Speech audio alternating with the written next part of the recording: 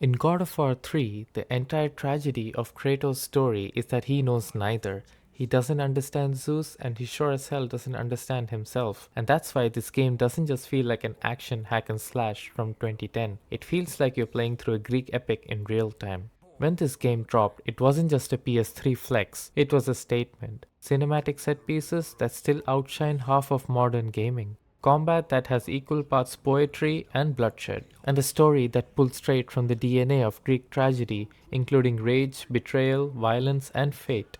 Kratos isn't a real hero here, he's a walking curse, a Spartan soldier who accidentally killed his wife and daughter, who was tricked and betrayed by the gods, and now has nothing left except pure rage. But that rage is also what blinds him, and that's what makes this story timeless. And that's why Sun Tzu's framework works so well here. Kratos doesn't follow wisdom or patience, he embodies what happens when you ignore it. His every move is reckless, costly, and tragic. That's why God of War 3 feels less like a power fantasy and more like an interactive tragedy. Mount Olympus is supposed to be untouchable until Kratos shows up. So, as the game opens on Mount Olympus, the tension is immediate. Zeus, Hades, Poseidon, the entire divine family is gearing up for war. Every god knows Kratos is coming, and every god knows what he is capable of. It's a family feud on a cosmic scale. In mythology, Kronos swallowed his children to avoid being overthrown. Zeus overthrows Kronos only to become obsessed with control himself, fearing the prophecy surrounding Kratos from the moment of his birth. Olympus is built on cycles of power and betrayal, and Kratos, the unstoppable outside force, is the one who can finally break it. The gods of Olympus were siblings and rivals, each wielding powers capable of shaping the world. Zeus, the king of gods, was destined to rule, but even kings are vulnerable when their hubris blinds them. This isn't just a fight, it's the inevitable collapse of a divine hierarchy. The gods' obsession with power makes them fall prey to Spartan rage, and thus history repeats itself. Kratos doesn't wait for Olympus to crumble on its own, he climbs it. Every god here is a warning. Power alone can't stop someone who's already broken. By the time he faces Poseidon, Olympus is already crumbling beneath him.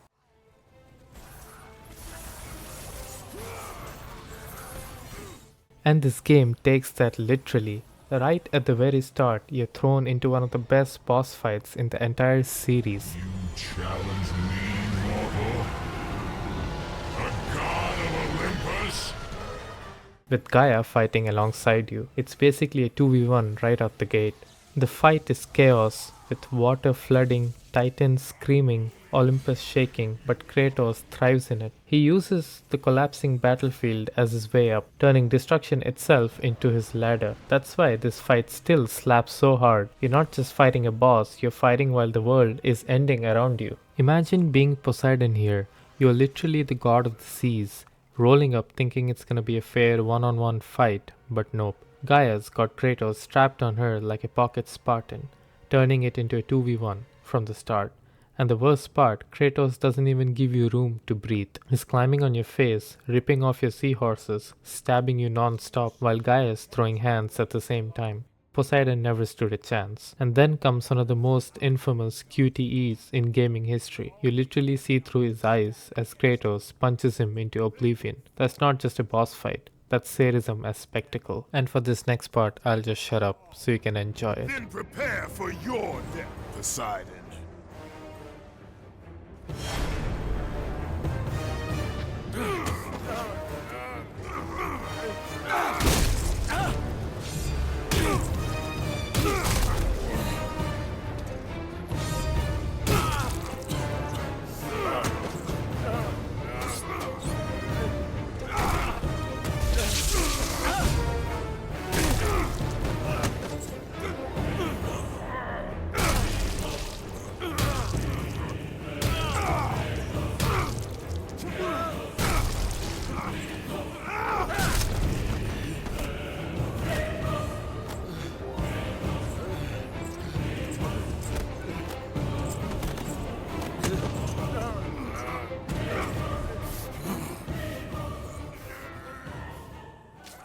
Poseidon in mythology was brother to Zeus.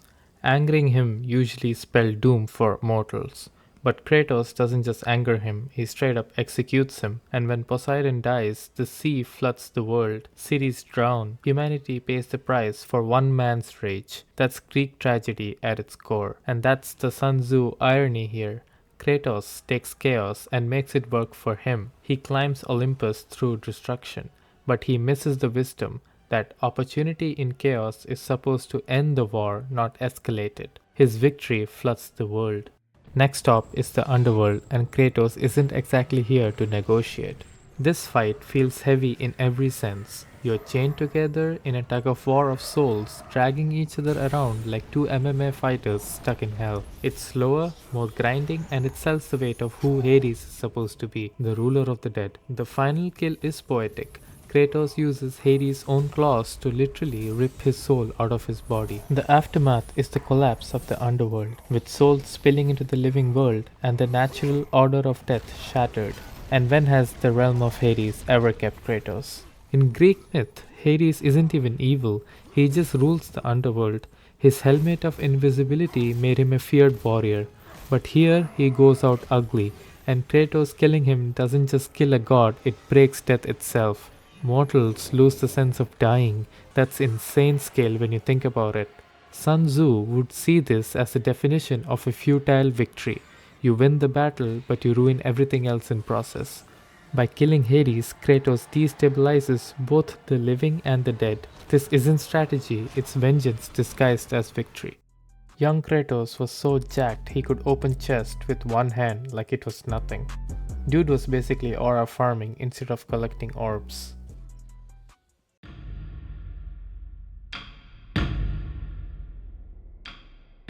Which is funny because Kratos is the exact opposite. He's basically fight first, think never. That is where you are wrong. Take Helios, his death is so funny. Kratos literally rips his head off with his bare hands, and then, because Santa Monica Studio is wild, makes you carry it around like a flashlight. It's grotesque, but genius design.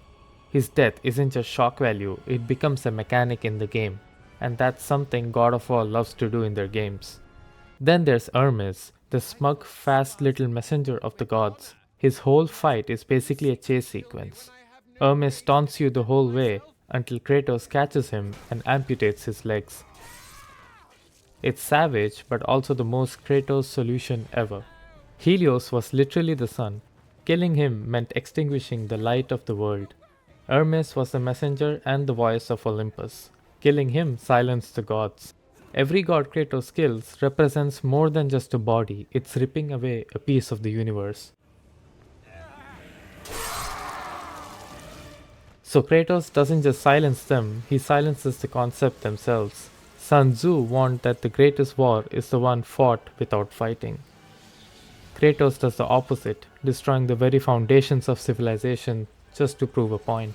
Sun Tzu once wrote, "All warfare is based on deception."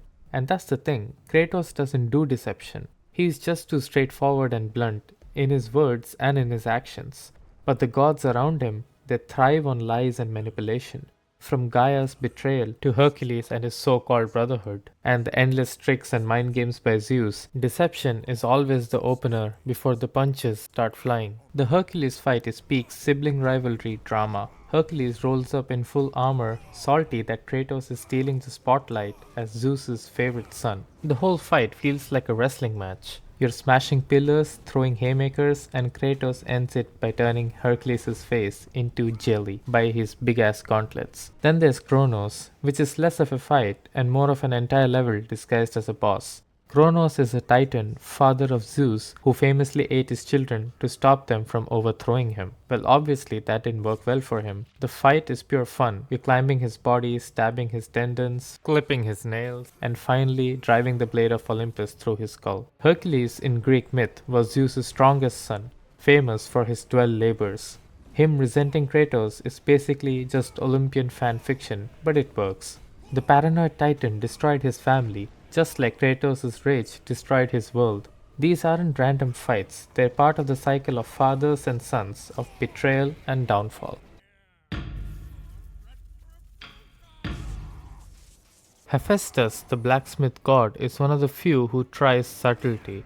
He tricks Kratos into a trap, trying to save his daughter Pandora. But deception doesn't work on Kratos. He kills Hephaestus in his own forge. And then there's Athena.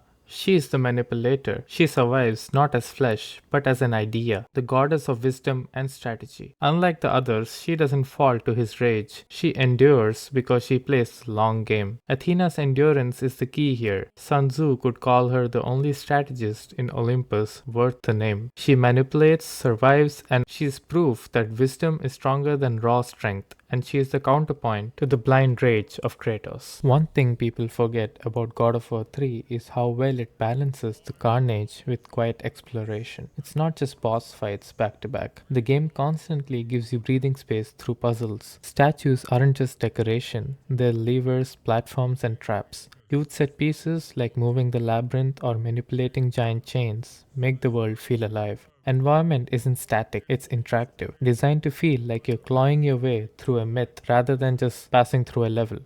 Every puzzle or traversal feels tied to the god's world. It's part of the tragedy too. Even Olympus itself is resisting you. Every statue and chain a reminder you're tearing down an entire civilization. These puzzles and quiet moments are the game's way of teaching restraint, even if Kratos himself never learns it, at least not in the near future. For the player, it's where you breathe between the rage. And then it all comes back to Zeus! Zeus! the final battle is personal. You fight Zeus multiple times. You fight him inside Gaia's body, destroying her in the process. The ending ties it all together. Instead of keeping the power of hope, Kratos releases it into humanity. It's the first time in the trilogy he makes a choice that isn't about vengeance. Zeus himself overthrew his father, Kronos, so Kratos killing Zeus is literally history repeating itself. But Kratos breaks it in his own way by ending the cycle. That's why this ending feels so definitive. This is the one time Kratos finally embodies wisdom. He finally knows himself, a man who cannot escape violence but can choose to end the cycle. That final sacrifice isn't just closure for the trilogy, it's proof that even the most rage-driven warrior can find wisdom in the end. So, in the end of God of War 3, Kratos has drowned the seas, broken death, extinguished the sun, silenced Olympus, cut all family ties, and finally killed Zeus, ending the cycle of vengeance once and for all. This game is brutality and beauty combined. The combat is still peak, the boss fights are unforgettable, but the story is pure tragedy. A man who destroyed the world because he couldn't destroy his rage. Sun Tzu wrote about wisdom, patience, and self-knowledge. Kratos ignored all of it, and that's why his story is timeless. Not because he's wise, but because he's flawed, because he's human, or a god, or a demigod, you know what I mean. If you like this video, please subscribe, and I'll see you in the next one.